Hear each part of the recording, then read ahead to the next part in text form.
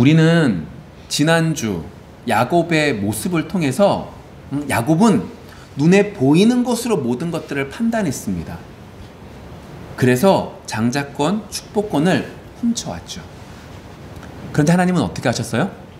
베델에서부터 하나님이 그와 함께 계심을 알려주셨지만 60년이 지났음에도 여전히 어때요? 자신의 멋대로 했던 야곱의 모습을 참고 참으시고 결국 애굽으로 내려가는 그 장면 속에서 드디어 하나님께 어떻게 해요? 여쭤보잖아요. 이전까지는 야곱의 기도는 이겁니다. 저 돈 많이 벌겠습니다. 제가 이걸 가지고 할 테니까 하나님 이거 잘 되게 해주세요 라고 기도했다면 이제 기도는 어때요? 저 어떻게 할지 모르겠어요. 제가 잘할 수 있는 게 하나도 없네요. 하나님 도와주세요 라고 하는 고백으로 바뀐 거죠. 지금 이야기로 하면, 지금 우리가 받을 수 있는 내용으로 말하면 이렇게 바뀌어진 겁니다. 그 시간이 몇 년이 걸렸어요? 60년이요. 그 시간 동안 너무나 많은 어려운 일들을 통하여 그는 깨닫습니다. 그리고 정말로 중요한 한 가지를 깨닫는데 그게 뭘까요? 우리는 지난주에 살펴봤습니다. 우리의 인생길은 나그네 길이다. 너무나 거창한 걸 발견한 것이 아닙니다. 우리의 인생길은 어때요? 나그네 길입니다. 라고 하는 것을 그는 깨달았어요.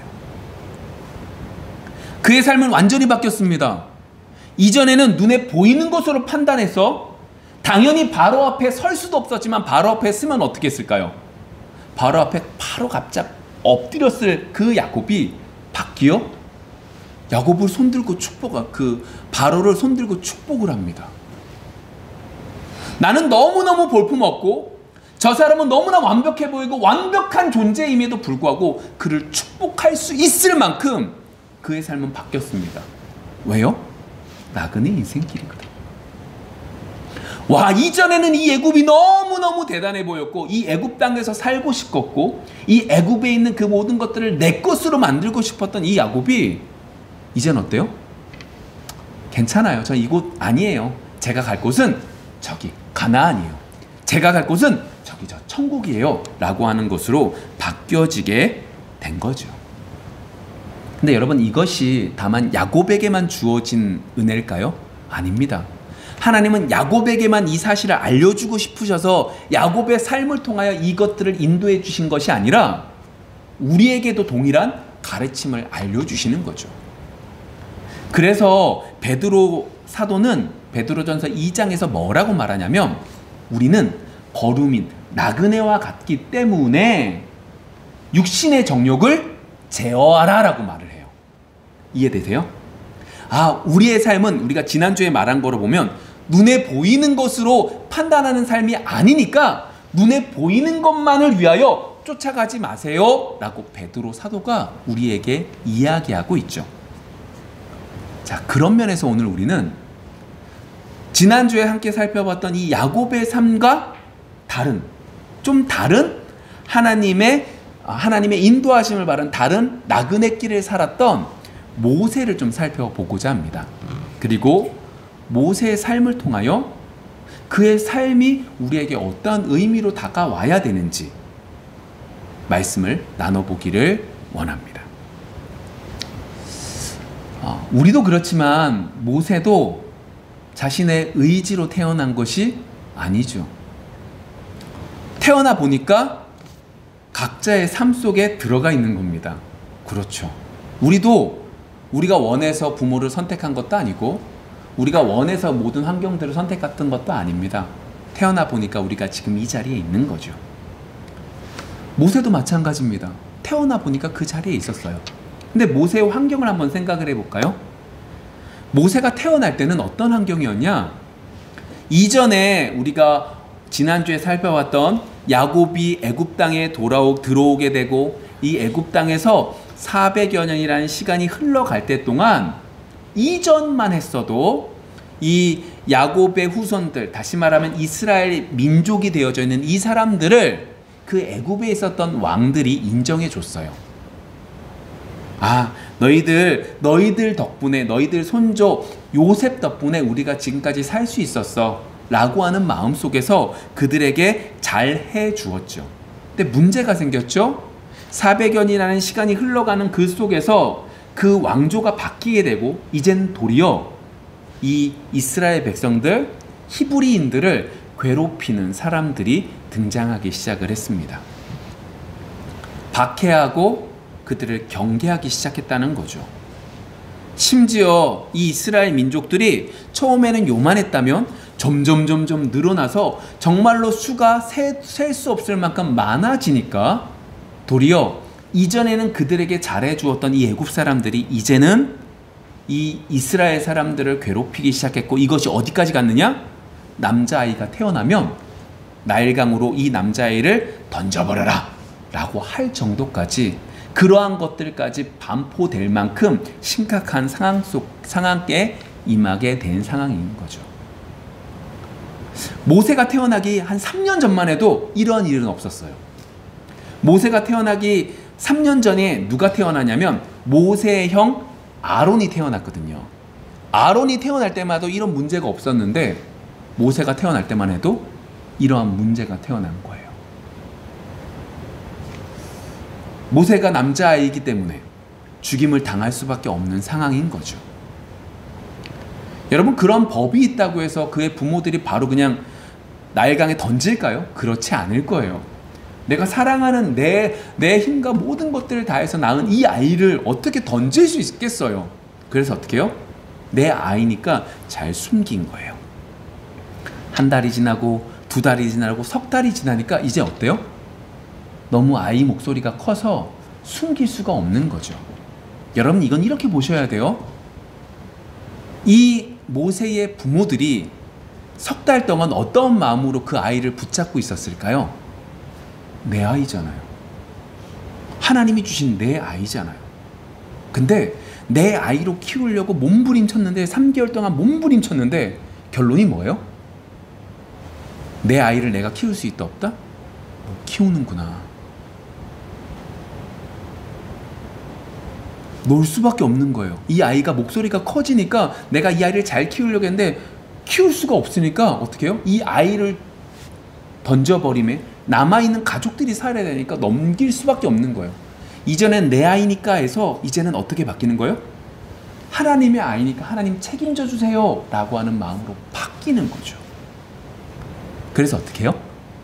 갈대 상자를 만들고 나일 강가에 둡니다. 아마도 그곳에 많은 사람들이 나일 강가에서 씻는 것을 알기에 그는 그곳에 두게 되고 하나님께 기도하면서 기다리죠. 그러던 중에 왕의 공주가 그 아이를 발견하게 되고 그 아이를 끄집어내매 그 아이의 이름이 모세가 된 거예요. 물가에서 끄집어냈다고. 그리고 그 속에서 하나님의 인도하심 속에 그 아이는 그의 부모 밑에서 젖을 뗄 때까지 키워지게 되고 이제는 어떻게 되는 거예요? 왕자로서 가장 최고의 교육을 받기 시작을 하죠. 모세 상황이 어땠어요? 죽음 앞에 놓여있는 상황입니다. 또 어떻게 변했어요? 최고의 자리까지 올라가서 최고의 교육을 받는 자리까지 올라가게 됩니다. 여러분, 이것을 모세가 원했던 겁니까? 아닙니다. 모세가 원해서 그 자리에까지 죽을 뻔했다가 모세가 원해서 가장 높은 자리에 오른 것도 아닙니다. 좀 더 볼까요? 그렇게 40년이 지났습니다. 이제 40살이 되어서 내 민족인 이 우리 이스라엘 백성들, 우리 히브리인들을 어떻게 하면 도와줄 수 있을까 하다가 어떻게까지 돼요? 살인까지 범합니다. 그리고 그 살인했다는 이야기가 모든 동네에 퍼지고 나니까 살기 위하여 도망을 치게 됩니다. 그것이 미디안이었고 그곳에서 또다시 40년 동안 이전에 최고의 교육을 받았던 그가 이제는 양을 치면서 살아가게 되죠.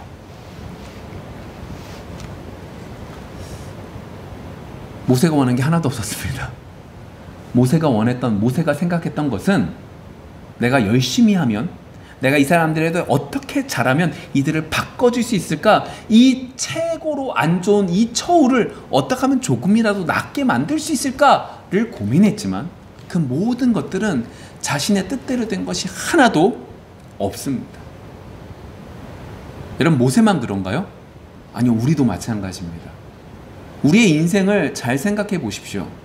여러분들이 원하는 대로 지금까지 인생에 들어오셨나요? 아닙니다. 내가 원하는 생각대로 된 것은 하나도 없고 내가 뜻한 바대로 이루어지는 것들은 별로 없습니다. 내가 도리어 좋아하는 것보다 안 좋은 상황들로 들어갈 때가 더욱더 많죠. 그래도 이 모세의 이야기를 보면서 위로받을 수 있는 것 딱 한 가지는 있습니다. 저한테 위로받을 수 있는 딱 한 가지 뭐냐면 이겁니다.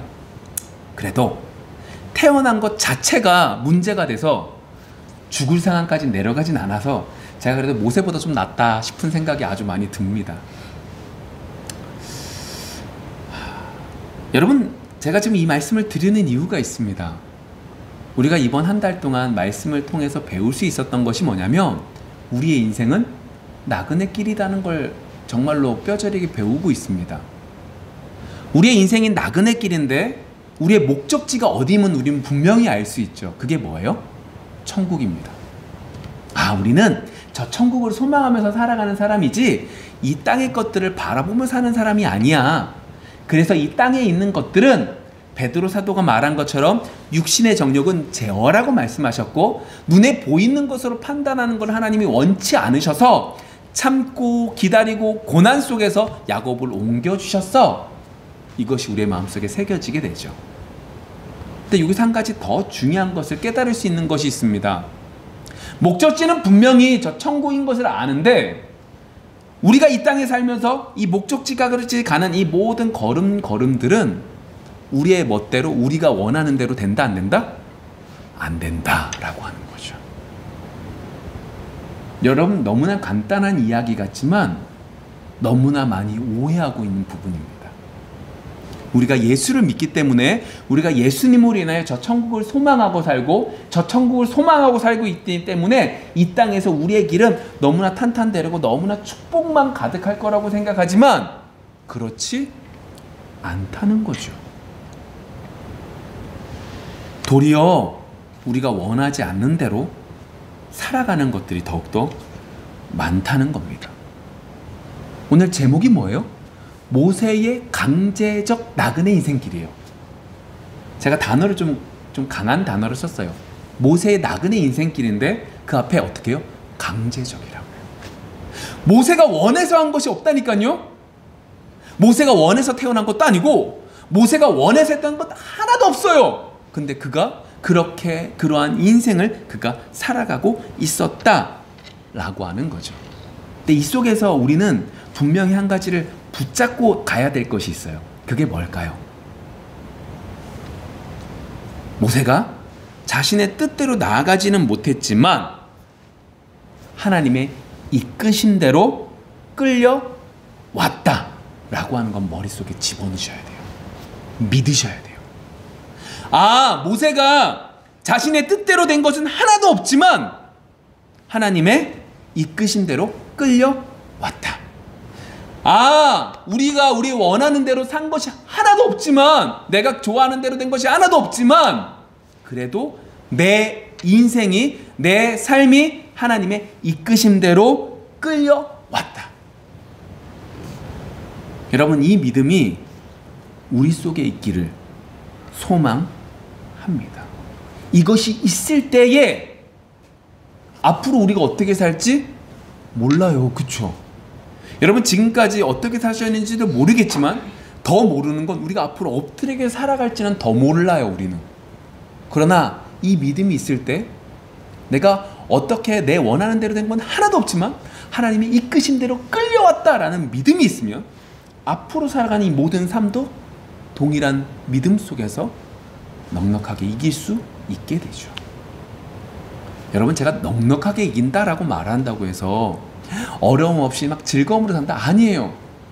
좀 더 정확하게 얘기하면 이 말이에요. 버텨낼 수 있게 되는 거예요.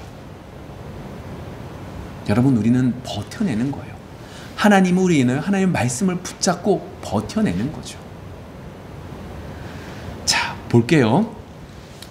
오늘 본문은 그렇게 조금 전에 말씀드렸던 애굽의 삶, 그리고 도망했던 40년의 삶, 그래서 총 80년의 삶 이후에 또 40년의 삶을 더 모세는 살아갑니다.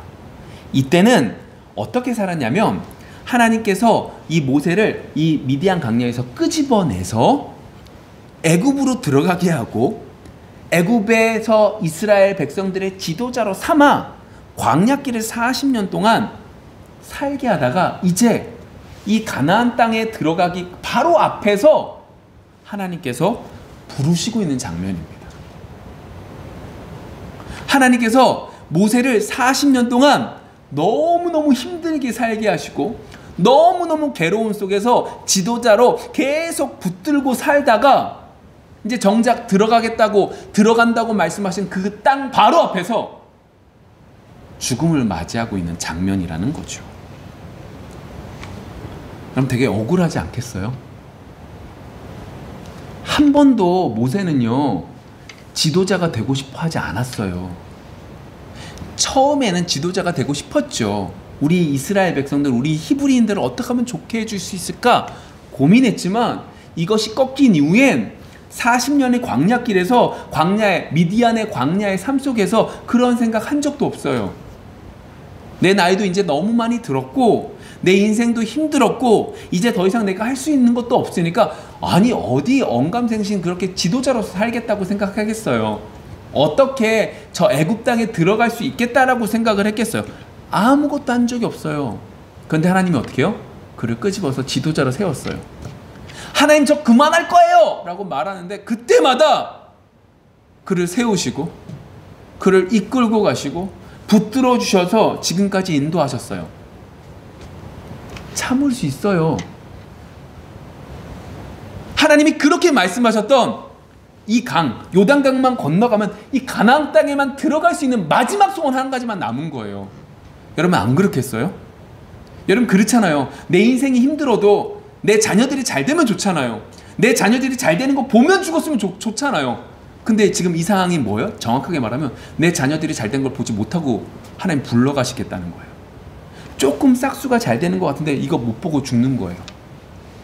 그것보다 더한 거죠.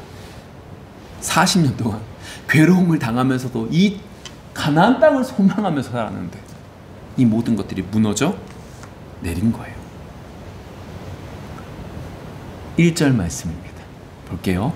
모세가 모압 평지에서 느보산에 올라가 여리고 맞은편 비스가 산 또게이에 이름에 여호와께서 길르앗 온 땅을 단까지 보이시고 또 온 납달리와 에브라임과 므낫세의 땅과 서해까지의 유다 온 땅과 네겝과 종려나무의 성읍 여리고 골짜기 평지를 소알까지 보이시고 여호와께서 그에게 이르시되 이는 내가 아브라함과 이삭과 야곱에게 맹세하여 그의 후손에게 주리라 한 땅이라 내가 내 눈으로 보게 하였거니와 너는 그리로 건너가지 못하리라 하시매 이에 여호와의 종 모세가 여호와의 말씀대로 모압 땅에서 죽어.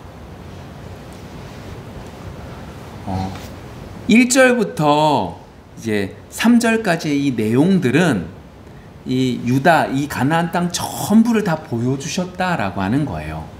그래서 이제 그 주석 같은 걸 보면 어떤 내용들은 여기서 말하고 있는 이 단이라고 하는 것은 우리가 알고 있는 단이라고 하는 지역들이 아니라 그냥 여기 있는 이 지역에 있는 요단 동편에 있는 이 지역 속에 있는 어느 일부분을 단이라고 말했다라고 이제 해석도 하는데 저는 그렇게 보진 않고 이 전부를 하나님께서 어떻게 해요?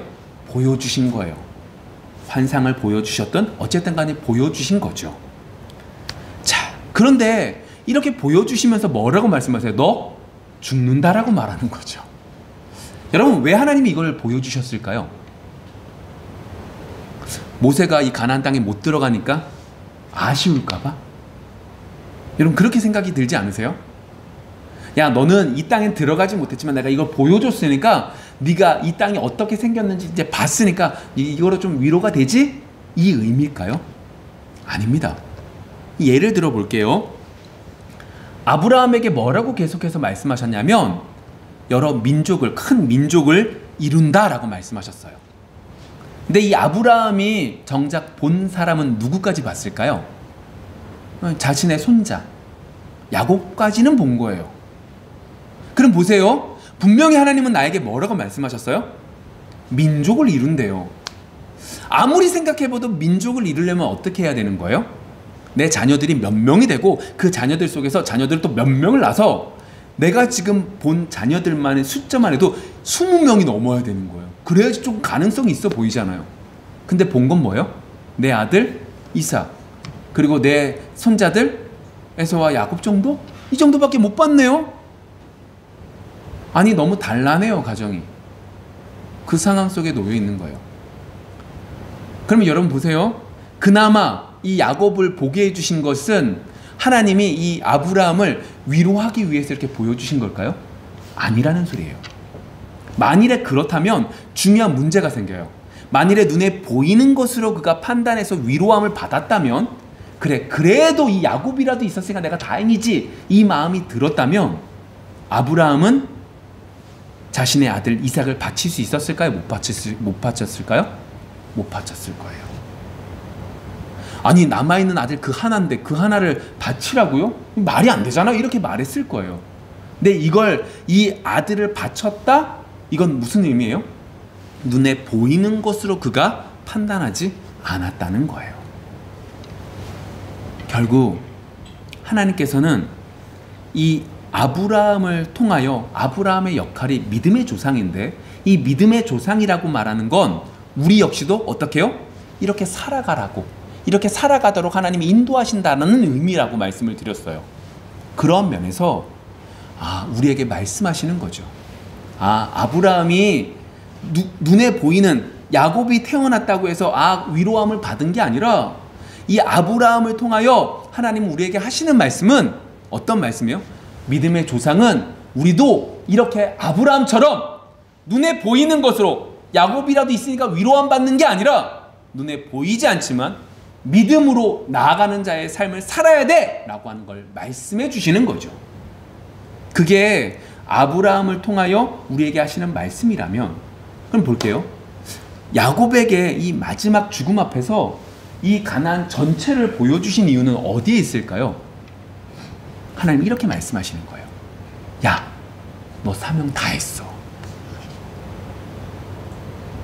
네가 볼 수 있는 눈으로, 네 눈을 가지고 요만큼만 보는 게 아니라 네가 볼 수 없는 보여주셨다고 오늘 계속해서 말씀하시거든요. 1절에서도 보이시고 2절에서도 보이시고 4절에서도 3절에서도 죄송합니다. 1절에서도 보이시고 3절에서도 보이시고 4절에서도 보여셨다라고 계속해서 말씀하세요. 하나님이 보이셨다니까요. 이 보이시는 것을 통하여 하나님은 뭐라고 말씀하시냐면, 네 사명 다 했어. 네가 볼 수 있는 수준이 아니라 보여짐을 통하여 전체를 다 보여주심으로 너 사명 다 했어 라고 말씀하고 계시는 거죠. 모세의 입장에선 되게 안타까웠어요. 모세의 입장에선 어때요? 들어가고 싶었을 거예요. 안 들어가고 싶으시겠어요? 전 너무너무 들어가고 싶었을 것 같아요. 아니 발자국 하나라도 좀 거기에 쫙 밟고 싶었을 것 같아요. 누구보다 먼저 내가 딱 밟고 싶었을 것 같아요. 근데 그걸 못해요. 너무너무 아쉬운데 이 환상을 보여주시면서 하나님은 나에게 하시는 거예요. 말씀하시는 거예요. 너 네 할 거 다 했어. 왜요? 보여주는 것을 통하여 우리에게 뭐라고 말씀하시느냐? 이걸 보여주신 거죠. 히브리서 11장 말씀이에요. 히브리서 11장 24절부터 26절까지 말씀, 모세에 대한 얘기예요. 볼게요. 믿음으로 모세는 장성하여 바로의 공주의 아들이라 칭함받기를 거절하고 도리어 하나님의 백성과 함께 고난받기를 잠시 죄악의 낙을 누리는 것보다 더 좋아하고 그리스도를 위하여 받는 수모를 애굽의 모든 보화보다 더 큰 재물로 여김으로 이는 상 주심을 여겼으니 이는 상 주심을 바라봄이라. 자, 정리를 좀 해드릴게요. 모세가요, 그의 인생이 계속해서 강제적으로 끌림을 받으며 살아왔어요. 그가 원해서 이 모든 일들이 있었던 것이 아니에요.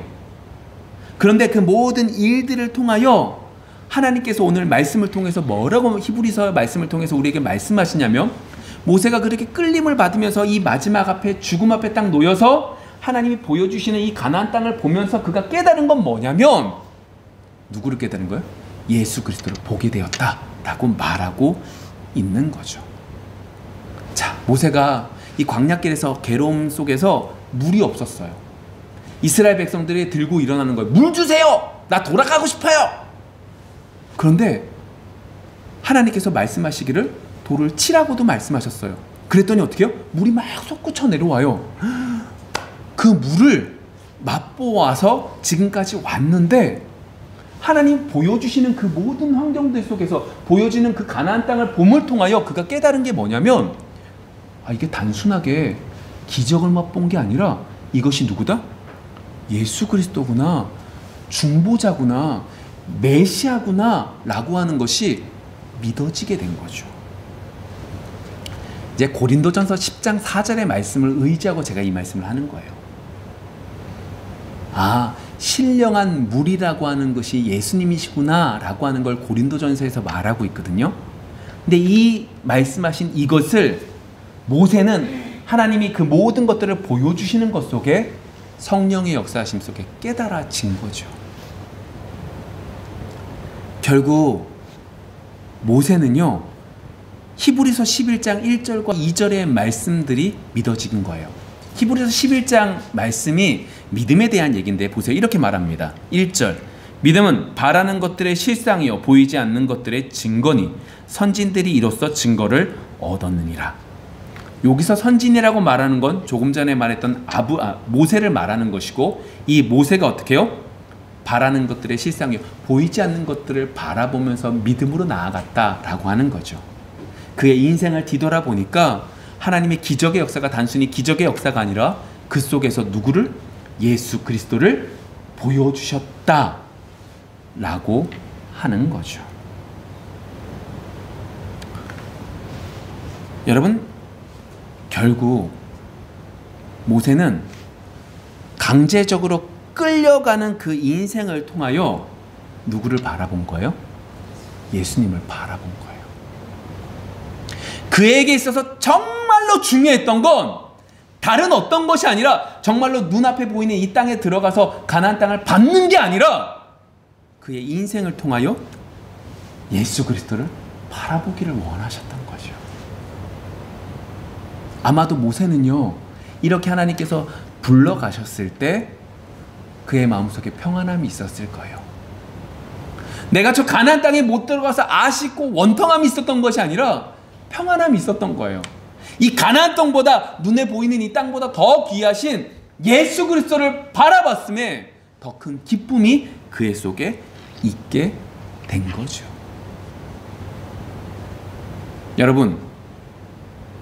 여러분들은 무엇을 바라보며 살아가고 계십니까?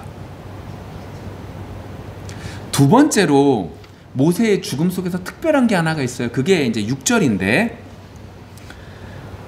벳부올 맞은편 모압 땅에 있는 골짜기에 장사되었고 오늘까지 그의 묻힌 곳을 아는 자가 없느니라. 모세가 죽어서 무덤을, 장사를 벳부올 맞은편에서 모압 땅에서 지냈는데 그의 무덤이 있다 없다? 없다, 없어졌다, 모르겠다 라고 하는 이야기를 하는 거죠. 여러분, 애굽에는, 이집트에는 피라미드가 참 많이 있습니다. 이 피라미드가 이제 왕의 죽음, 그 사후 세계를 준비하는 것인데 너무너무나 웅장하다고 말을 하더라고요. 너무너무나 크고 너무너무나 대단하다라고 얘기를 하더라고요. 근데 여러분, 그것을 짓기 위해선 얼마나 많은 노동력이 필요했을까요? 얼마나 많은 사람들의 괴로움이 있었을까요? 그 결과로 그 애굽에 많은 피라미드들이 생기게 됩니다. 그만큼 강력한 왕권, 그만큼 강력한 힘이 있었기 때문에 그것이 가능했습니다. 그런데 그렇게 하기 위해선 모든 사람들을 하나로 구심점으로 맞추는 여러 가지들이 필요합니다. 그래서 바로는 자신을 뭐라고 불러요? 태양의 아들, 신의 아들이라고 하는 그 말들을 하고 있습니다. 이제 이걸 그대로 이 이스라엘 이 사람들에게 딱 집어넣자면 모세의 무덤이 지금까지 있었으면 어떻게 될까요? 그 모세의 무덤이 신격화가 될 것이고 그것을 통하여 이스라엘 백성들은 더욱더 하나가 될 수 있는 구심점이 됐을 겁니다. 그런데 하나님은 그것을 어떻게 하셨어요? 없애버리셨습니다. 신약 성경에 보시면 이렇게 말을 하죠. 마태복음 23장 27절 화 있을진저 외식하는 서기관들과 바리새인들이여 회칠한 무덤 같으니 겉으로는 아름답게 보이나 그 안에는 죽은 사람의 뼈와 모든 더러운 것이 가득하도다. 이와 같이 너희도 겉으로는 사람에게 옳게 보이되 안으로는 외식과 불법이 가득하도다. 화 있을진저 외식하는 서기관들과 바리새인들이여 너희는 선지자들의 무덤을 만들고 의인들의 비석을 꾸미며 이르되. 자, 이 말씀이 뭐냐면 예수님 시대에 종교 지도자들은 이렇게 말을 했어요. 우리가 우리의 선조들 시대에 살고 있었다면 우리의 선조들이 하나님의 선지자들을 박해하면서 죽였거든요. 하나님의 말씀을 선포했지만 이 사람들은 하나님 말씀을 깨닫지 못해서 선지자들을 죽였어요. 그래서 예수님 시대에 있는 이 종교 지도자들이 뭐라고 말을 했냐면 우리가 이 시대에 살았다면 우리는 하나님 말씀을 잘 알고 있었기 때문에 선지자들이 그렇게 말하는 그 얘기를 듣고 순종했지 도리어 우리 선조들처럼 이 사람들을 이 선지자들을 죽이지 않았어 라고 이야기를 했다는 거예요. 근데 그 모습을 보시고 예수님이 이렇게 말씀하시는 거예요. 너희들 그랬을 거라고 생각하지? 아니야. 너희들 똑같았을 거다. 너희들 지금 무덤을 장식하고 무덤을 잘 보이지? 너 이것들이 대단한 거 같고 높이는 것 같지? 아니야.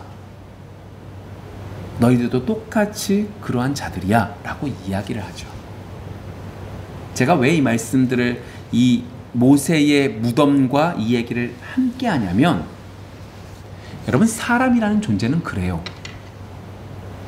하나님 앞에 우리의 무덤을 자랑하고 싶어 해요. 무슨 말이냐? 안에는 썩어서 너무너무 내 냄새나는 존재인데 겉으로 여러 가지들을 통하여 하나님 앞에 인정받고 싶어 하죠. 하나님 제가 열심히 성경을 읽어요. 하나님 제가 열심히 기도해요. 제가 열심히 전도해요. 제가 열심히 교회를 세워요. 여러 가지들로 하나님께 나아가려고 합니다. 그런데 하나님은 어떻게 하세요? 그 무덤을 없애버리세요. 왜 없애버릴까요? 그건 아무 의미가 없거든요. 무덤의 겉모습이 중요한 것이 아니라 그 안에 있는 것이 썩어 있음이 중요하거든요. 우리는 이렇게 오해해요. 하나님이 강제적으로 우리를 인도 안 하고 분명히 우리가 목적지를 알고 있는 저 천국까지 나그네 인생길을 살아갈 때 우리가 하나님이 보시기 가장 좋은 것들로 해서 가장 좋은 길로 인도되어지면 좋은 길로 하나님이 도와주시면 저 천국까지 잘 갈 수 있을 거라고 생각을 해요. 아니에요. 하나님의 강제적인 인도하심이 없으면 우리는 어떻게 해요? 회칠한 무덤, 다시 말하면 무덤 위에 좋은 것들로 덧칠하는, 그래서 하나님 앞에 자랑하려고 하는 존재밖에 되지 않음을 깨닫기를 소망합니다. 말씀을 좀 정리해 볼게요.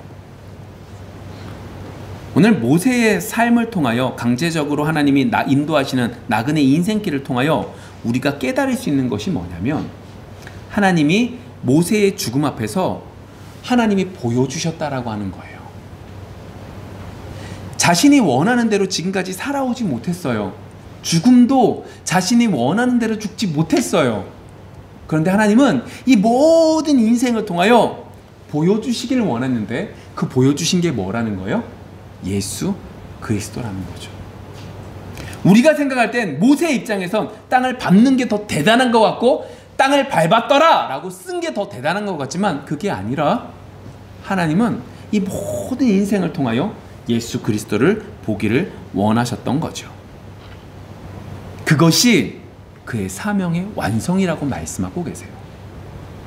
여러분, 우리의 인생 속에서 우리의 인생의 완성은 예수 그리스도를 만나는 거예요.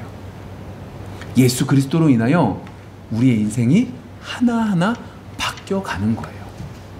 모세가 죽었을 때 제가 말씀드렸잖아요. 안타까워하면 죽지 않았을 거라고요. 감사하며 죽었을 거라고요. 은혜 가운데 죽었을 거라고요. 왜요? 예수 그리스도를 맛봤기 때문에, 내 사명을 다했기 때문에. 두 번째로요, 그러면서 하나님은 어떻게 해요? 무덤을 가리셨어요. 우리를 강제적으로 인도하시는 거예요. 그게 우리에게 가장 좋은 거죠. 그래서 그 무덤을 가림으로, 무덤을 보이지 않게 함으로 예수 그리스도를 향해 하나님이 원하시는 귀한 삶을 살아갈 수 있도록 인도해 주시는 거죠. 제가 이 말을 오늘 말씀을 준비하면서 결론으로 딱 이거 하나로 모든 것들이 정리가 되더라고요. 여러분, 여러분들의 삶 속에 원수가 있습니다. 여러분들을 힘들게 하는 사람이 있습니다. 하나님이 그들을 여러분들에게 주신 겁니다. 여러분들이 원하는 대로 살아가기를 원해서, 여러분들이 원하는 대로 살기를 원하시는 것이 아니라 여러분들의 인생이 강제적인 나그네 인생길을 알고 하나님의 이끄심을 끌려가기를 원하셔서 하나님은 우리에게 원수를 주셨습니다. 속쓰리고 힘들고 죽을 것 같지만 그 원수가 나를 하나님으로 인도하시는 좋은 길로 되는 귀한 도구임을 마음에 받아들인 건 힘드니까 인정하며 나아갈 수 있는 우리 모두가 되어지기를 소망합니다. 기도하겠습니다.